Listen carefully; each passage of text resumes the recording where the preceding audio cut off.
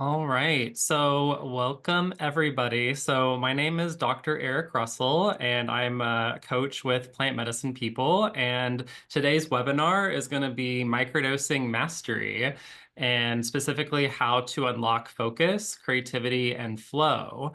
So you're in the right place. You're in the right webinar. If you're someone who's curious about plant medicine outside of the context of a larger journey, like you're really curious about starting slow, and this is like very common amongst people who may not have had the big experiences with ayahuasca or like a larger dose of mushrooms. Microdosing is a really common way to kind of get your feet wet with like the practice.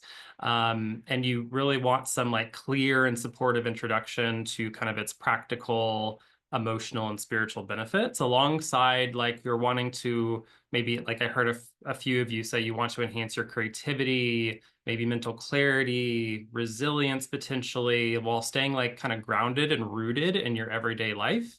And what's really cool about microdosing is that you can blend the modern research, because there's been lots of research on microdosing, which I'll share here in a little bit, and you can blend kind of that scientific knowledge with more ancient wisdom and kind of apply those ancient principles to like working with the plants. And so that's like a really cool part about microdosing. So you're in the right place if you really feel any of these thoughts. But what we'll be covering today is my own story with microdosing, because to really get a sense of how microdosing is really transformative, it's really helpful to hear from other people's accounts and other people's stories when it comes to microdosing. And I'll also touch on some surprising ways that microdosing can enhance your life beyond just like a simple mood stabilizer.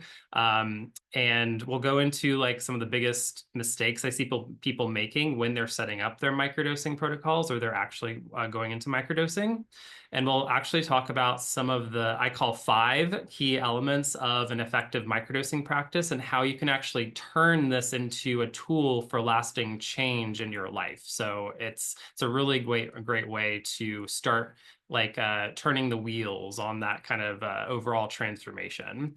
And at the very end, I'll just like offer an invitation to embark on my 6-week course if you're interested in going deeper. So that's there. And at the very end, we'll have a Q&A, so we can go dive deeper into any other questions that you all have. So to get us a little bit started, if you don't know me that well, my name is Dr. Eric Russell, and I'm a transformational coach and plant medicine integration guide, as well as a microdosing facilitator. And I specialize in working with leaders, creatives, and entrepreneurs, people who are really driven to innovate and make an impact on their communities, but they often may feel stuck or disconnected or kind of uncertain about how to bring their deeper insights into the real world. And so that's kind of where I come in and my work comes in. And I really work on focusing on safe, intentional microdosing, psychedelic preparation, and also integration. So psychedelics can offer some of the like really powerful breakthroughs, but without the right guidance, those insights can really fade, kind of leaving people like, oh, like what do I do next? So my goal is to help my clients kind of take those insights and kind of turn them into like this tangible, lasting change. I also have a PhD in psychology, so my approach blends kind of my scientific background with my interest in spirituality and combining kind of this evidence-based psychological approach with also ancient wisdom. So this means I bring kind of this more structured, research-backed framework, and kind of also this deep respect for like the intuitive side of myself and also like the transformative nature of these medicines. And so through my coaching, I really help people create kind of the structured path for transformation. So that way they can move beyond just having the experiences and actually embody the wisdom that they receive from the plants. So, because like what I always say is like true transformation or true change doesn't really happen in the journey itself. It really happens in what we do like before the journey and like what happens like especially afterwards, how we take the insights from it. So that's a little bit about me, but I'll get into a little bit of my story here because I'll have to say, like, I wasn't always a psychedelic integration guide, plant medicine guide, or microdosing facilitator. In fact, my life looked really different like 6 to 7 years ago. But I honestly can say I made one of the best decisions of my life when I chose to start microdosing. Because what most people don't know and don't realize is that microdosing was actually where my entire plant medicine journey began. Long before I ever considered exploring like the larger psychedelic experiences like ayahuasca or working with psilocybin mushrooms in a larger capacity. So if you're someone if you've ever felt like stuck or disconnected from your intuition or your creativity or your sense of purpose, I honestly get it because that's exactly where I found myself a few years ago. For context, I worked at Facebook, like one of the largest social media companies in the world in San Francisco. And although the job looked great from the outside, I was constantly overworked, always in my head, battling anxiety and stress and really unable to tap into the deeper parts of myself. And so because of this, I knew something had to shift, but I wasn't sure how. As you can see, like these photos are like me, like with some of my like team at Facebook and like giving talks and like all of this stuff. And I felt like I was living the life that I felt like I was supposed to be living, but I just felt like there was something missing. And so I felt like I needed to like unearth some deeper wisdom or knowledge at that time. And luckily, I had some close friends at the time who were seeing amazing results in their own lives through microdosing LSD. And so at first I was hesitant about this because psychedelics or taking any sort of drug, quote unquote drug, felt intimidating to me because for context, I grew up in Texas, a very conservative environment. And so I was kind of like, it was drilled into my head that psychedelics were bad and no, you shouldn't take this and da, da, da. And so, but eventually my friends kind of warmed me up to it and their enthusiasm for it. They showed me some of the research that was been done on psychedelics and plant medicines. And so my curiosity kind of won me over. And so I decided to give it a try ultimately.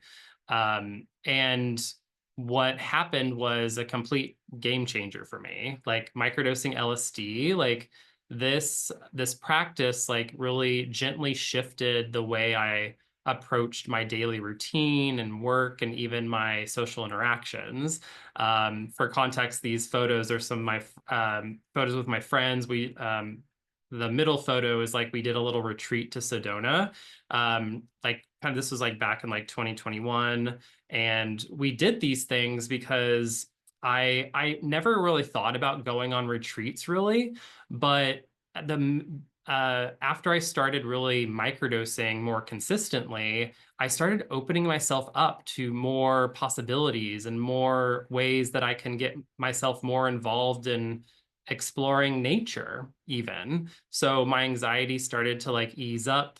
It allowed me to move through my days with less friction and more ease. I found myself naturally drawn to spend more time like going on retreats and thinking outside the box and kind of tapping into my creativity that I thought that that I almost forgot was there.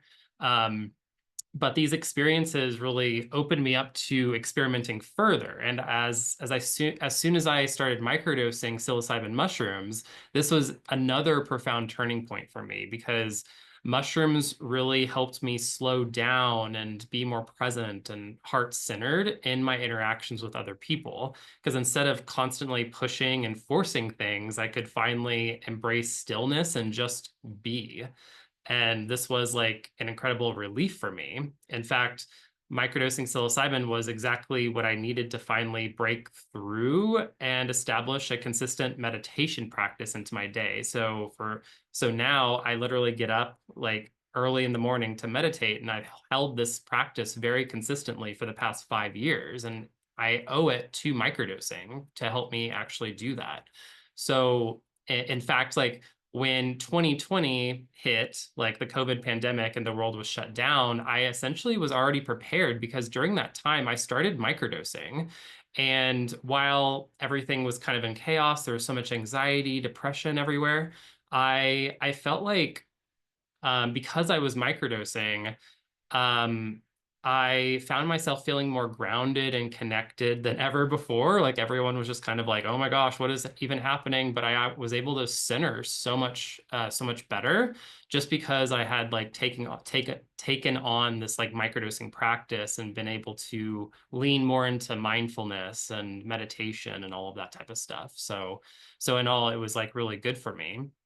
And perhaps the most beautiful of all, my consistent microdosing practice gently dissolved the resistance I previously felt toward deeper psychedelic and plant medicine journeys. So before microdosing, the idea of a full psychedelic experience really scared me, like going into an ayahuasca experience or, taking a high dose of mushrooms. I was afraid of losing control or confronting parts of myself I wasn't ready to face. But microdosing showed me, uh, like safely and slowly, that there was really nothing to fear. It allowed me to tip my toe in the water and build a more like a intimate relationship with these powerful medicines before actually diving into deeper experiences. So because of microdosing, I was able to approach larger mushroom journeys with like trust and confidence and respect, kind of opening the doors to more profound healing and personal insights. And so some of these photos that you see here, like the one on the bottom left hand corner is like my retreat that I recently took to Egypt, and I started getting more involved in like spiritual communities and practices and all these things. And I owe it to really psychedelics and plant medicines and ultimately like microdosing for helping me get there because without it, it kind of opened myself up to greater spiritual awareness and my openness to explore some of these things. And so it's like the reason now I passionately share this practice with others, kind of knowing firsthand how gently and powerfully too that microdosing can actually lead to real and lasting transformation, as I feel like I have transformed myself these past like 6, 7 years. It's been like a wild ride, but it's been so cool. Um, but that leads me into like actually talking about microdosing like at a more granular level, because when we say, when someone asks like, what is microdosing? Really, the definition of it is the practice of taking like a sub-intoxicating dose of a psychedelic substance like psilocybin or LSD. And this means the dose is low enough so that way you don't experience full psychedelic effects, but is high enough to create that subtle shift in mood and cognition and kind of overall well-being. And a lot of people actually, one of the misassumptions is like many people think microdosing is about feeling high every day, but that's just not the case. It's not even about like tripping, quote unquote, either. It's really about transformation, like transforming the way that you interact and hold yourself in your day-to-day interactions. And when done intentionally, microdosing can enhance your creativity, mental clarity, and also emotional resilience without disrupting your daily life. And so the most effective microdosing protocols followed this like structured schedule, just kind of like we alluded to earlier. Kind of like the Fadiman protocol is like one of them. Stamen stack is another. And these are all protocols that I teach in like my larger microdosing course. But microdosing works by supporting neuroplasticity, which is your brain's ability to rewire and form new connections. And this is why people report so much increased focus, creativity, and also emotional balance, cognitive flexibility, and all of that stuff. Because ultimately, microdosing is really a tool for personal growth. It's really about making the small, consistent shifts that can lead to kind of these lasting changes.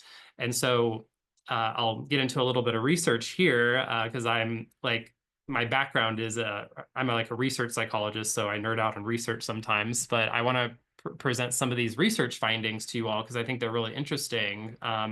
With the back in, I think it was like a few years ago, but Paul Stamets, a world-renowned mycologist and psychedelic advocate, was part of a team behind like a groundbreaking study on microdosing psilocybin. And they tracked like almost 1,000 microdosers and compared them to non-microdosers over the course of a month. And this study is like kind of the largest of its kind because the results showed that there was significant among the microdosers, there was significantly reduced depression, anxiety, stress, improved positive mood, reduced negative mood, and improved motor control also, and also increased cognition with in older microdosers. And interestingly, they also showed that combining psilocybin with lion's mane mushrooms and also vitamin B3, I believe, also enhances the cognitive benefits of like taking the microdose. So that it has like kind of that synergistic effect with more medicinal mushrooms like lion's mane, which is really cool. So many of us may already be aware that microdosing may already help us improve our overall mood and how we feel, but science is revealing something really interesting. It helps us with much more than just helping us improve our moods. Um, and we've already alluded to this earlier, but one of the most exciting benefits of microdosing is its ability to enhance creativity and problem solving. It helps us break free of rigid thinking patterns and approach challenges with fresh perspectives. And you're probably asking, like, well, why does this happen? Well, microdosing really quiets overthinking and it reduces mental noise, kind of allowing us to step back and see the bigger picture.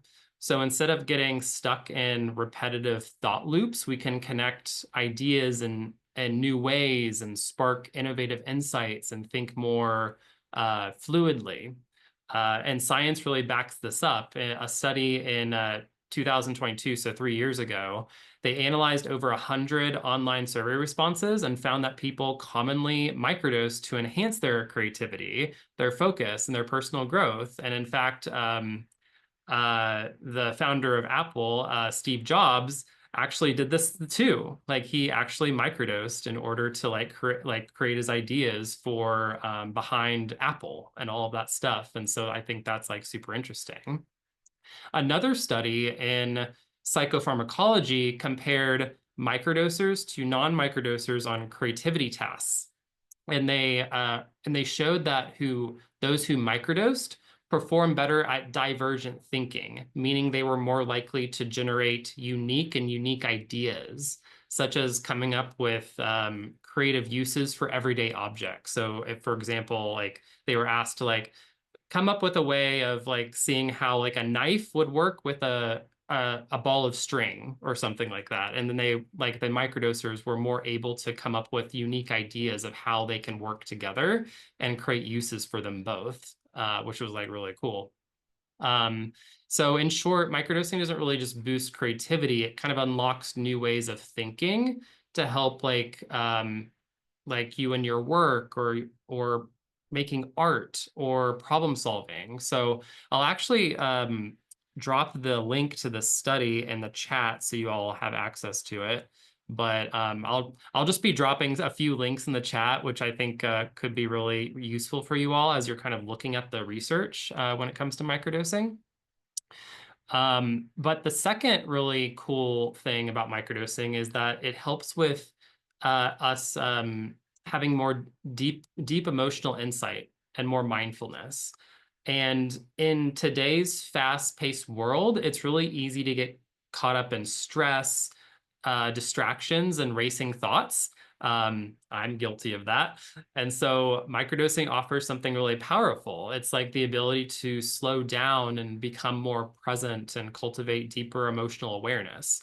A great example of this is how microdosing is being explored as an alternative treatment for ADHD. So according to the CDC, approximately like 15.5 million Americans are diagnosed with ADHD a year. And stimulant medications like Adderall have been the treatment, really.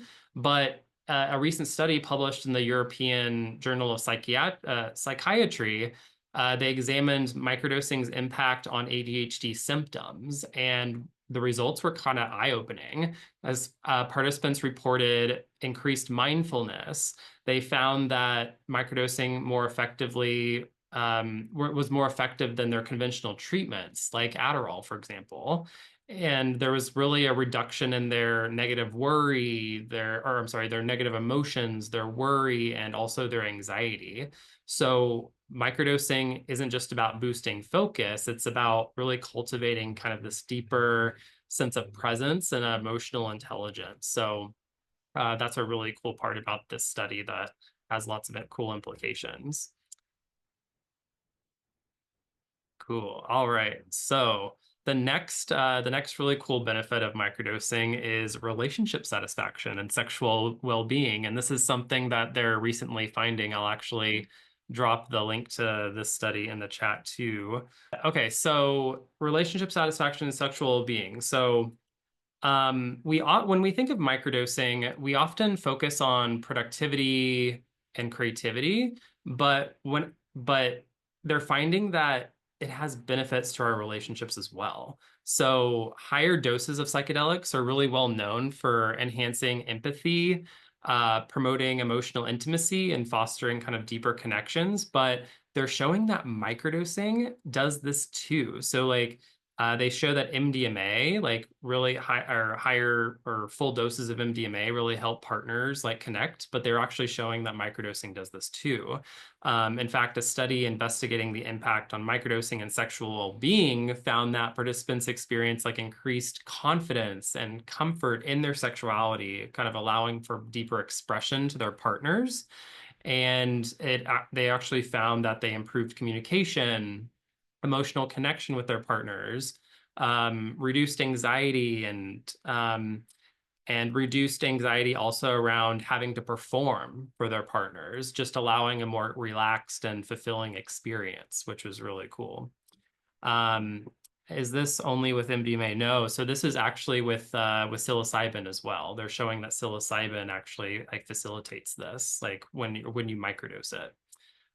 So at its core, microdosing can really enhance this emotional awareness, but dissolve the barriers to vulnerability within like relationships and create kind of a deeper sense of presence for both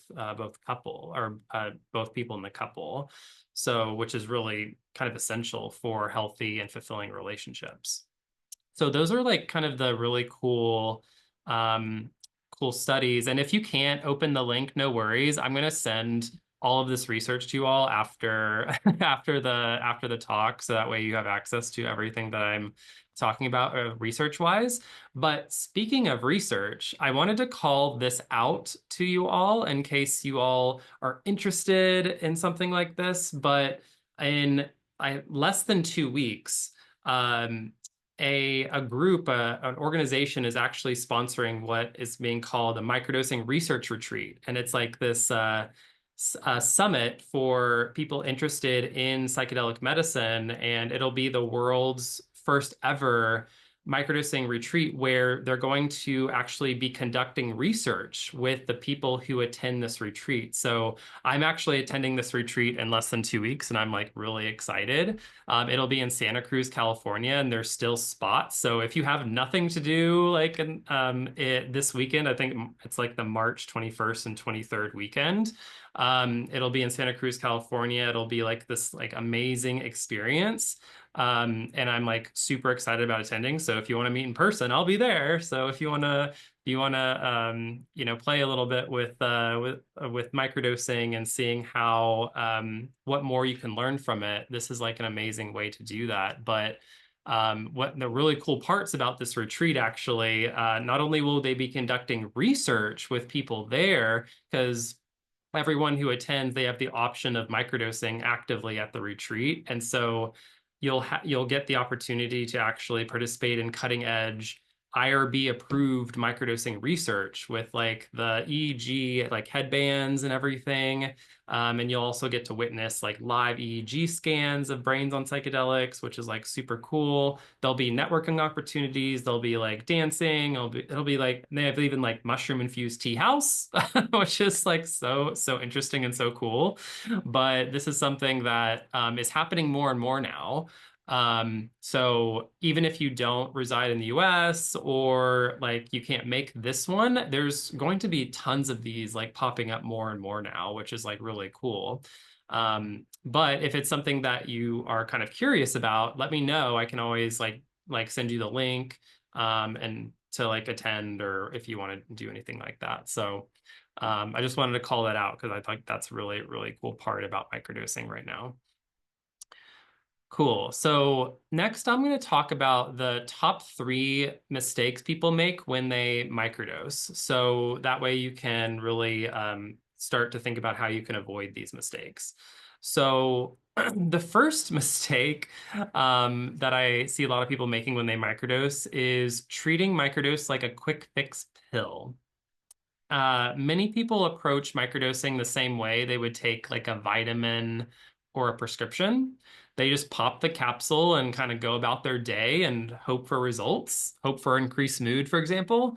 But microdosing isn't a passive process. It's really an active one. So if you take a dose each morning without reflection or intention setting or awareness, you'll likely reach the end of your protocol and wonder why nothing has changed. But the real magic of microdosing really happens when you engage with it intentionally and consciously. And that means setting an intention before you take the dose, noticing how you feel throughout the day, and reflecting on any subtle shifts in mood and energy and focus. Think of it like a conversation with the medicine, kind of like this ongoing dialogue rather than a one-time transaction. Like this practice isn't about just taking something. It's about really working with it intentionally. And so microdosing is a partnership. And kind of like any relationship, it thrives on kind of mindfulness and really attention. So for example, if you start noticing kind of a slight improvement in your mood or a boost in creativity, really acknowledge it and start like and write it down. And if challenges arise, really sit with them instead of ignoring them. Because over time, these small check-ins create kind of a deeper understanding of yourself and your patterns. And that's like the thing that microdosing is bringing to the surface is like those patterns that you get into leading to kind of these kind of profound shifts in your daily life if you start to pay attention to them. And by approaching microdosing with kind of this more curiosity and mindfulness, you start to integrate the lessons and the insights it offers, leading to the actual transformation that it provides. The second mistake that I'll touch on is not actively measuring your progress. So one of the biggest reasons people don't see the full benefits of microdosing is that they fail to track their experience. So without measurement, it's easy to look back and think like, did that even work? Did that even do anything? Not because nothing has changed, but because those shifts were too subtle to notice in the present moment. So microdosing works gradually, kind of like building muscles at the gym or going to the gym to build muscle, right? You wouldn't expect to see a dramatic transformation just after a few workouts. But if you took progress photos or tracked your strength gains kind of over time, you'd start to see kind of these clear improvements. The same principle really applies here because without tracking, you're kind of missing the proof of your progress. So to avoid this mistake, it's crucial to really establish a baseline before you even start microdosing. And this is something that I teach you how to do in my 6-week microdosing course.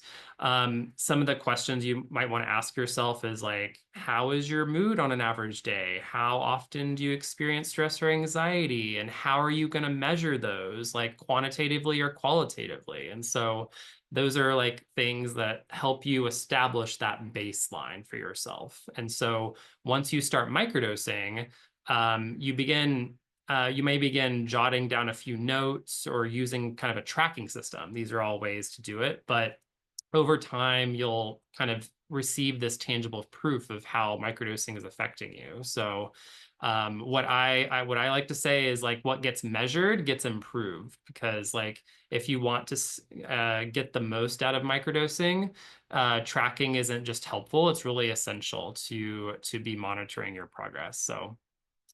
Um, cool. I just want to check the chat. I see that. Make sure that we can. Yes. So I believe it's recording now. So yes, Jade, it'll be recorded. So you'll have the recording. Thank you for bringing that up. Thank you. Cool. Okay. Mistake number 3 is skipping self-reflection and soliciting feedback. So the most profound transformations often lie in just outside of our awareness. So hidden kind of in our blind spots. And these are our patterns, right? These are our beliefs and behaviors that subtly shape our experiences, yet we don't fully see them because they've become so ingrained. You can kind of think of this like driving a car. You can check your mirrors, but there's always areas you can't really see without consciously turning your head or using an external guide, like someone in the passenger seat, right? Um, so it like in personal growth, a microdosing practice can act like a mirror, kind of illuminating new insights. But without external guidance, whether it be from a coach, like a mentor, or someone in your community, there's still a risk of missing what's right in front of you. And one of the biggest ways this shows up in microdosing is avoidance, because microdosing often nudges us toward deeper self-inquiry but without realizing it, we may resist uh, insights or kind of brush them off as uncomfortable emotions. For example, you might notice reoccurring anxiety or frustration, but dismiss it rather than ask, like, why does this keep coming up? Like, what is this trying to show me? And lean more into it. Um, and this is like where having a guide or a coach, even a structured framework, becomes really valuable.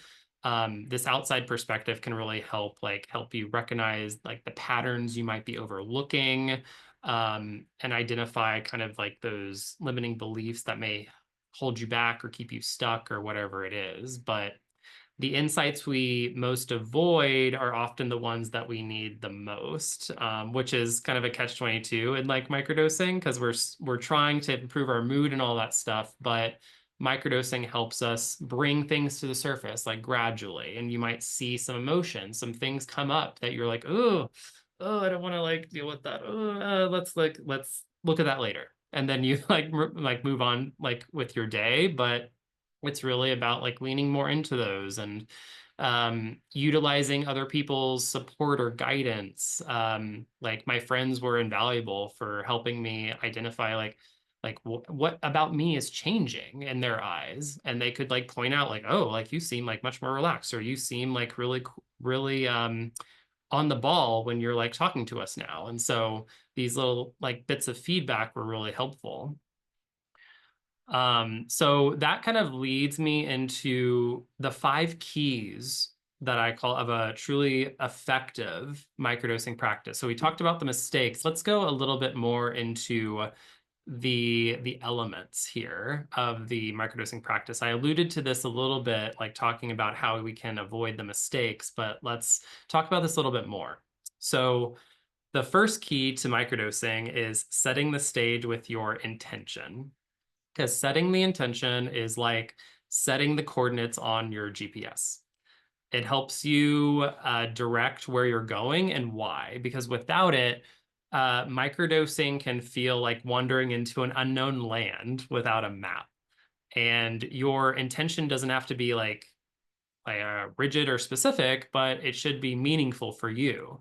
Maybe you're looking for greater emotional balance, healing maybe past wounds, maybe even simply like greater like increased mood or whatever it is. Like take the time to reflect on why you're microdosing, because I found that setting an intention isn't about controlling what happens. It's more about opening a dialogue between your soul and the wisdom of the mushrooms.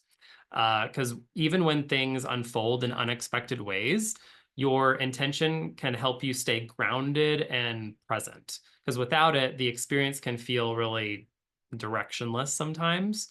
Because what I normally like to tell my clients to ask themselves is like, what areas of your life do you want to improve or expand on? Like, what emotions or behaviors or patterns are you ready to shift? And what's your deeper why for shifting these things?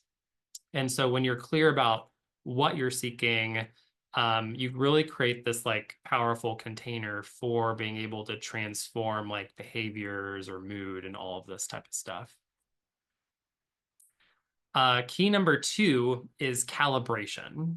So microdosing isn't a one size fits all experience. Excuse me, let me get some water. Sometimes my mouth can get really dry when I present.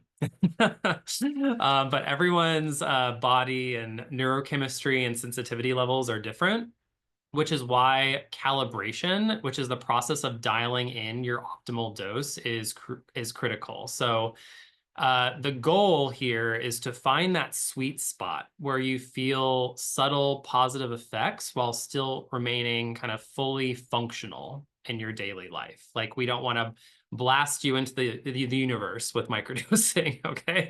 We also don't want to make you feel nothing. So it's about like calibrating that appropriate level. So you might ask like, well, what affects this kind of ideal dose? Well, if you have a history of SSRI use, or you're in your 60s or 70s, you may require a slightly higher dose for noticeable effects.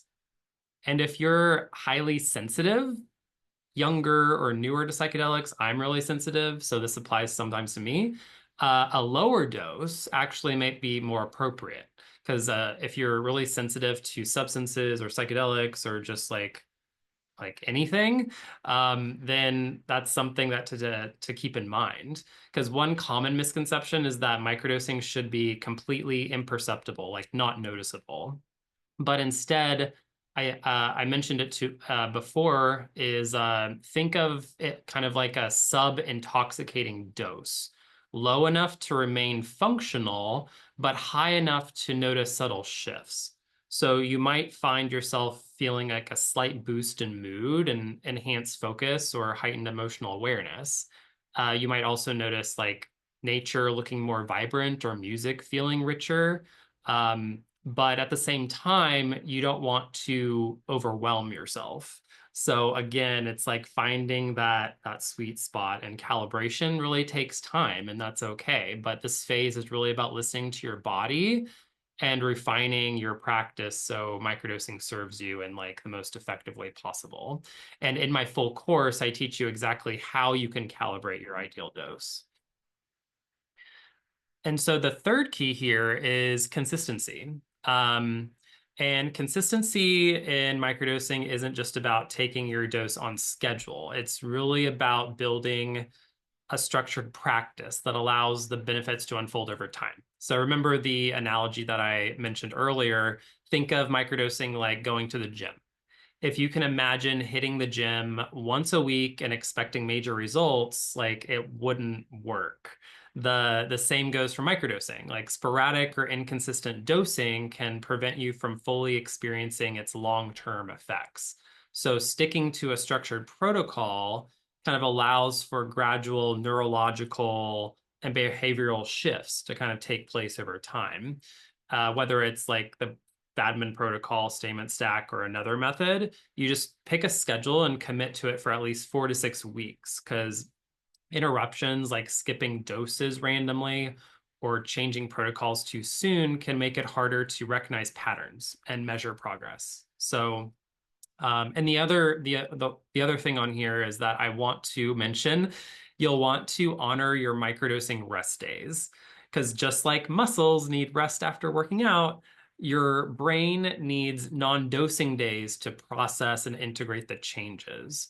Because personally, I found rest days to have incredible carryover effects for me. Like sometimes I feel like I'm still on a microdose the day after, especially in terms of my mood and creativity.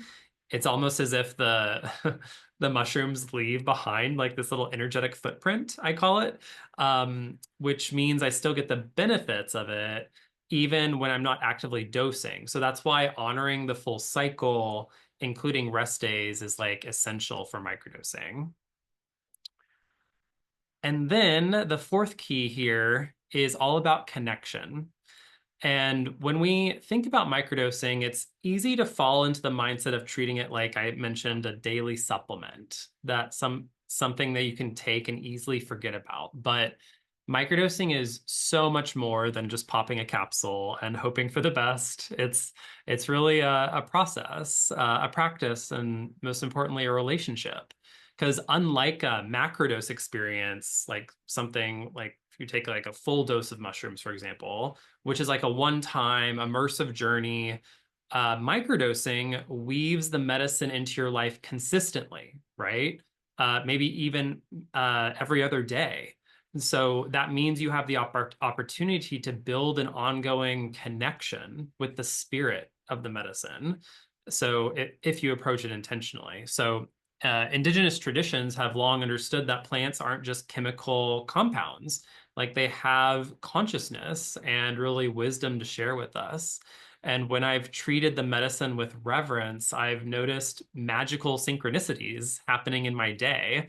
It's almost like the mushrooms send me like little downloads or gentle nudges or insights or moments of clarity sometimes. Um, just like I speak to the plants in my home and give them my love, I do the same before I take a microdose. Like I send it good energy, sometimes even Reiki. Like I like provide like little capsule some Reiki to ensure I'm forming kind of like a connection with it. So you're probably asking like maybe how can I do this? Well, I feel like some good steps is to really just tune into the medicine's energy, like notice its subtleties and how it interacts with your mind and your body really, and also incorporate mindfulness practices like meditation, nature walks, maybe cold plunging, breath work, like all these things can really help you better really become acquainted with like the spirit of the medicine. So approaching microdosing with this level of respect and mindfulness like makes the experience like richer and more profound, I think. And key number five, a very important one, because ultimately microdosing is a catalyst. It's not a magic pill. It opens doors for us, but it's up to us to walk through them. And that's where integration comes in. Integration is a key component of working with psychedelics in any case, like both high doses and microdosing. Yet it's kind of overlooked because a lot of people get caught up or focused on the experience of the journey, like taking the microdose. Um, and and it's like an integration is really like the bridge between the experience and lasting transformation. It's like integration is the process of becoming whole, and it's welcoming all parts back into a coherent and loving central sense of self, including parts of yourself that you may have hidden or buried kind of along the way. And so it involves actively working with what arises during microdosing to create kind of this real, tangible change in your life. Because insights from microdosing are powerful, but without integration, they just remain, insights or ideas. They're not grounded in reality. And so the way to do this, a couple steps, is to reflect and apply what you're learning. Like, what shifts have you noticed in your mindset, emotions, or behaviors? Or what perspectives have you gained? And like, what effects or impact have you had on your kind of daily routines and habits? So a lot of these things are just essential to really identify. And then also, it's about really working with um, a coach or a community, because having guidance from a coach or a supportive community provides accountability. and helps like navigate blind spots when it comes to microdosing. So sometimes we need kind of that outside perspective, like I was referring to with the analogy of the car. We need kind of that outside perspective to fully integrate and kind of apply what we're learning. And for me, like I feel like microdosing really allowed me to shift my perspective around myself taking myself too seriously. Working in tech, like and working like in the world of research and in the tech world, working at Facebook, for instance, I always took myself so seriously. I never had like that much fun or anything, but once I started leaning more into play and fun during my microdosing days, because the psilocybin was just kind of teaching me like how to lean more into play and fun and present moment frequency. And so during these days, I really saw positive shifts in my relationships and in my work. It was like I had unlocked kind of this new way of being that wasn't just about productivity. It was about like joy also. So I decided to do more of that even without microdosing. And it's been one of the biggest game changers for how I live and carry myself. So a big question that you can ask yourself is like, how can you apply what you've been learning? Because microdosing mushrooms is like a really powerful ally, but it's just that. It's like an ally. It doesn't really do the work for you. In fact, 90% of the work really happens in this phase, the integration phase of a microdosing protocol, when you start making kind of these intentional changes in your behavior and your habits. So that's why I feel like integration is so important for the microdosing protocol. And so if you're feeling the call to go a little bit deeper and learn more about like these like 5 keys and like go deeper into like setting up an actual microdosing protocol and how to do that, I invite you all on a 6-week journey with me, my Essentials of Microdosing course, which is starting in about 2 weeks, to really get a better sense of how you can set up that customizable microdosing protocol for yourself and make it one that really works for you.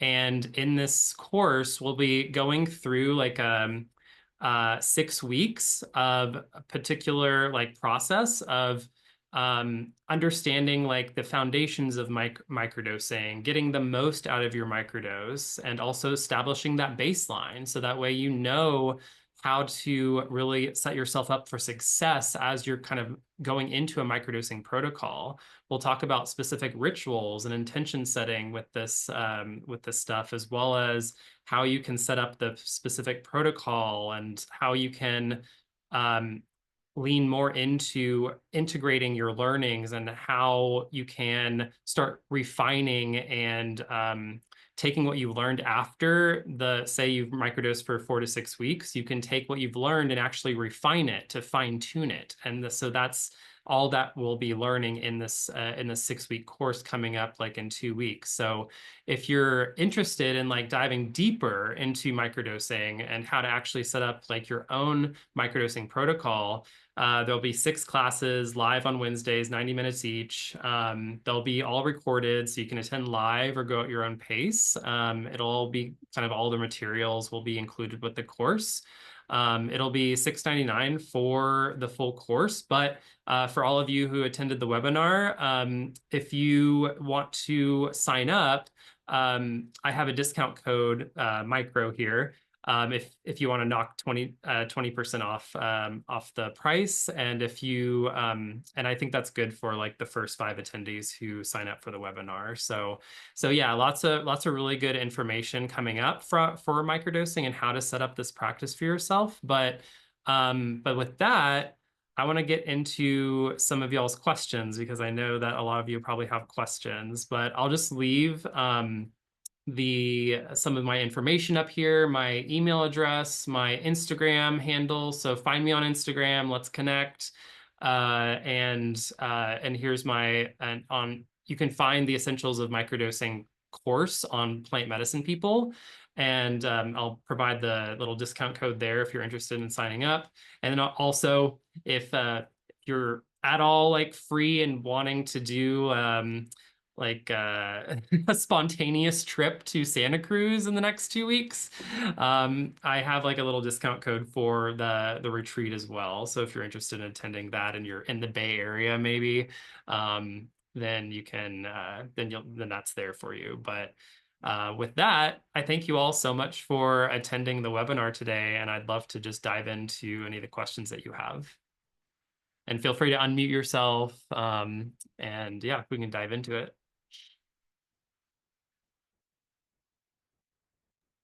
I have a quick question. Yes.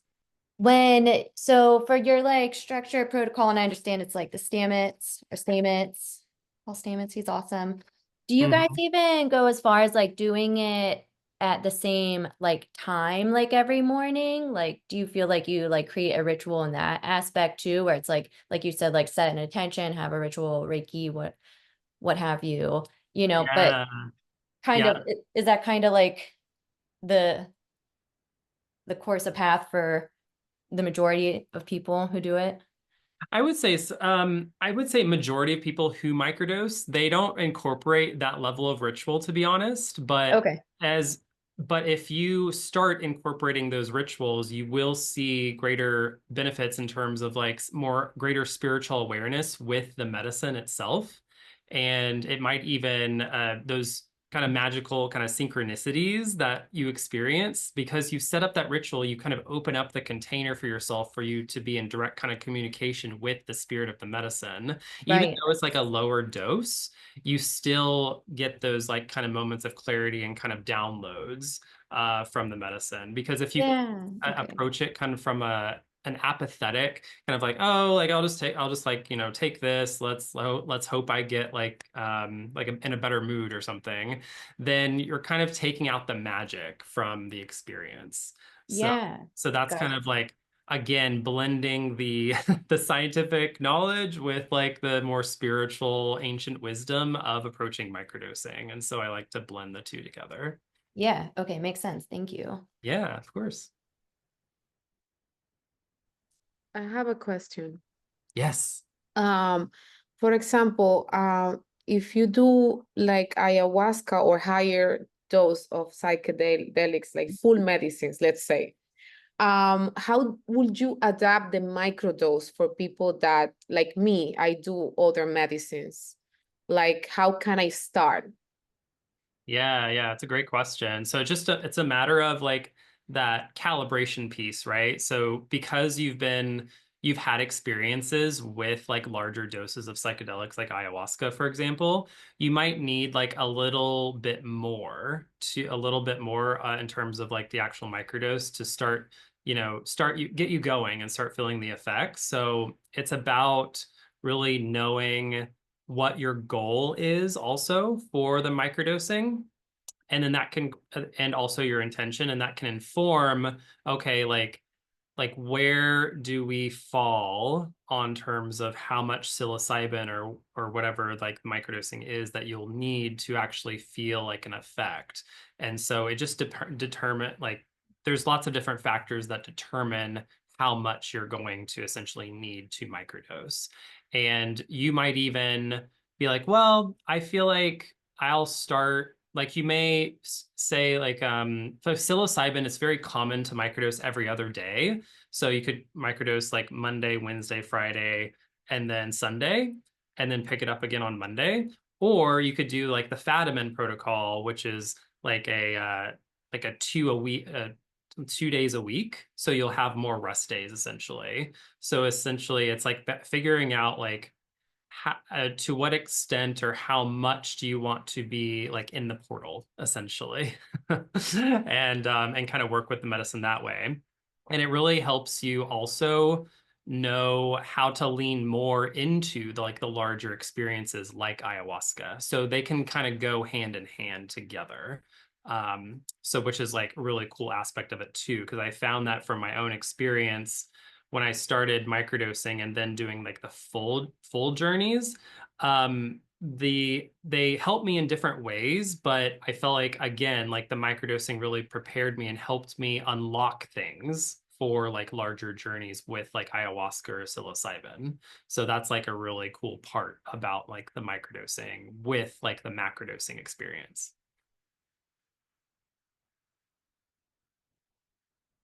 Thank you. Yes, of course. I have two questions. Yes, absolutely. The interaction with medications and all of that, is it the same as with larger dosages? I imagine it's probably the same, probably less risk, but still the same indications, just to confirm.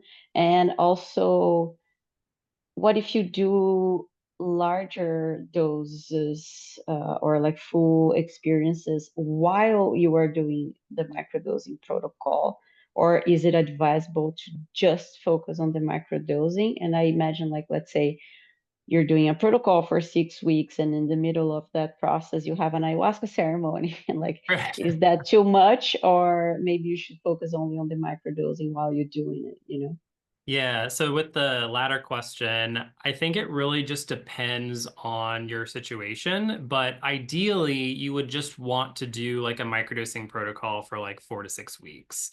Like you wouldn't want to have like an ayahuasca experience like right in the middle. Ideally, you can, and people, do that for sure, but it's a matter of, especially if you're just starting microdosing and you're really wanting to understand the subtleties and understand how your behavior is changing over time. You don't want like a huge ayahuasca experience like in the middle, because that will kind of like you won't discernment will be more difficult in terms of like knowing how to parse what is the ayahuasca versus like what is the microdose. And also like with ayahuasca you have to follow the diet and all that stuff, and so the diet may affect the way that you experience the microdose. And so it's just probably best to have like set a protocol for like 4 to 6 weeks where you don't do any like macrodose experiences. That would be my recommendation.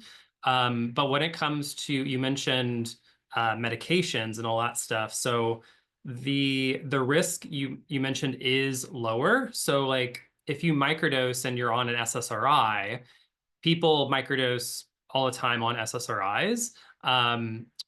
Because it's just like a smaller dose of psilocybin, for example, you just need more psilocybin. But the goal of the microdosing should be to eventually wean you off of the medication of the SSRI. Like you shouldn't be like long-term microdosing with the SSRI. Like the goal should be to eventually like wean off the SSRI with like the help of a um, medical practitioner as well as a microdosing facilitator. So it's like having both pieces of support helping you in that process. But when it comes to SSRIs and larger doses of psilocybin, it's like not advised, because it's like those things don't really interact that well, especially like ayahuasca. Do not do that with SSRIs. But psilocybin, it's a little risky to do like macrodose of psilocybin with SSRI, but people do microdose with an SSRI just so that way they can eventually wean themselves off of an SSRI, if that makes sense.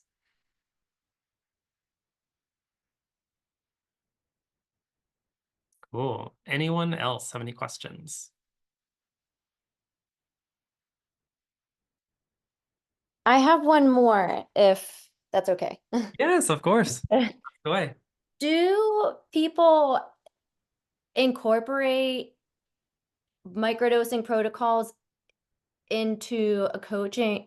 Maybe this, I don't know if this is in your realm of questions or not, but do people do that outside of like California, Colorado, Oregon, wherever else? Is that possible? Or is that I imagine that's like, I just don't know, I guess.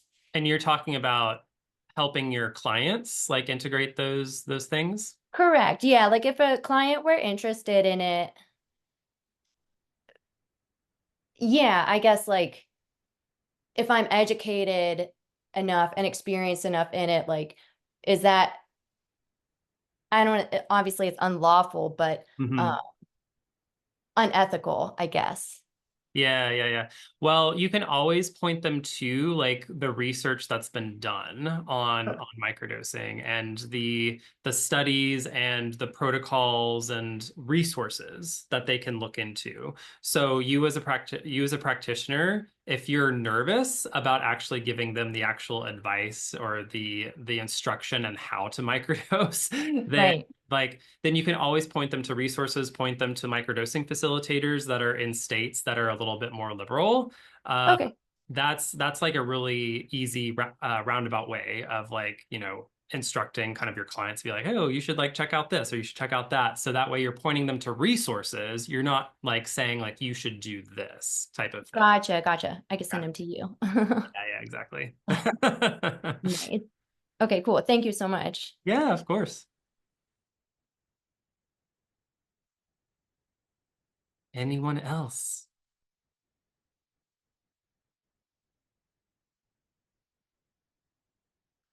Any other questions? Um, Hello. I have Hi, Wendy.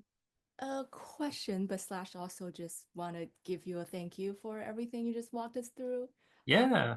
it was really interesting because I have never done any psychedelics before. I did like a microdose on shrooms twice, and then January I went and did a whole ayahuasca ceremony, so it felt like a deep dive. But Uh-huh.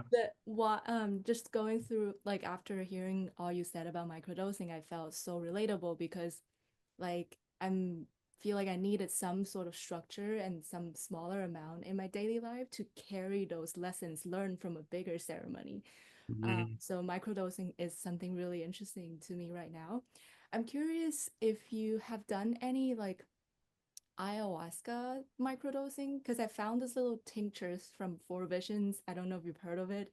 It's like an ayahuasca tincture, and you can Oh. take like a few drops per day. Do you have any experience on that? I don't actually. I've participated in ayahuasca ceremonies many times before, but I've never microdosed on ayahuasca. The only microdosing I've done is microdosing on LSD, on psilocybin mushrooms, and also wachuma, San Pedro Mhm. cactus. But I've never microdosed on ayahuasca just because it's sometimes like relatively hard to come by. Mhm. But it's like surprising that Four Visions is actually offering something like I that. That's like know. interesting. Yeah. But I would say like when it comes to microdosing something like that, as that's like more DMT based, I would Mhm. like exercise caution before kind Okay. of like microdosing with something like ayahuasca because it's ayahuasca is kind of a different animal Yeah. compared to psilocybin mushrooms or LSD. So I would just like tread lightly when you like kind of microdose when you start experimenting with that. But I would say to get your feet wet, to be honest, like trying to like microdose a little bit with psilocybin as it's a little bit more gentle and kind Yeah. of gives you kind of the psychedelic headspace in Mhm. kind of the real world as opposed to like experimenting with with ayahuasca, which could be a little bit more like intense, even like at a microdose level. Yeah. So I would say experiment with something a little bit more lighter, like psilocybin mushrooms have a ton of different varieties, but one variety that's really great, really gentle is called albino. And Mhm. albino is like one of the strains that's like very uh really gentle on the body, and it's a great beginner's microdose strain. Whereas like penis envy is another psilocybin mushroom that's a little bit more uh, I call it unpredictable or a little bit more uh, I don't want to say intense, but just a little bit more wild compared to the albino strain. So I would say like if you can find golden teacher or albino, those are two strains that are relatively gentle for microdosing to start. Gotcha. Sounds good. I'm leaning towards shrooms too. I think ayahuasca feels a little bit too much. Yeah. It's free, but just maybe not on a day-to-day basis. Right, right, Yeah, exactly. Oh my gosh, I couldn't even imagine taking it like on a daily basis. Like, I know. wow, being with Mama Aya more than more than once every like quarter. That's Wow. wow, that'd be intense. Yeah. You mentioned something about capsules earlier during the presentation. Is there like a brand or somewhere that you would get the capsule from for the microdosing? Yeah, I mean, as a coach, I can't really recommend or like yeah, I can't really recommend any specific brands like out of like legal reasons, but Makes sense. I can say that if you if you Google like these things, like there's I mean tons of places that you could Yes, like get these things. And so sounds good. Okay. even just like going to like I mentioned the microdosing research retreat event, like Mhm. events like that in like in certain places like Santa Cruz or whatever, you'll start to eventually meet people in person that have connections that to like Yeah. some of these things. And so that's one way of coming across these things. Sounds good. Cool. I have friends who have connections too, so maybe I'll just go to them as well. Yeah, yeah, exactly. Cool. Thank you. Yeah, absolutely. Thank you, Wendy. Anyone else?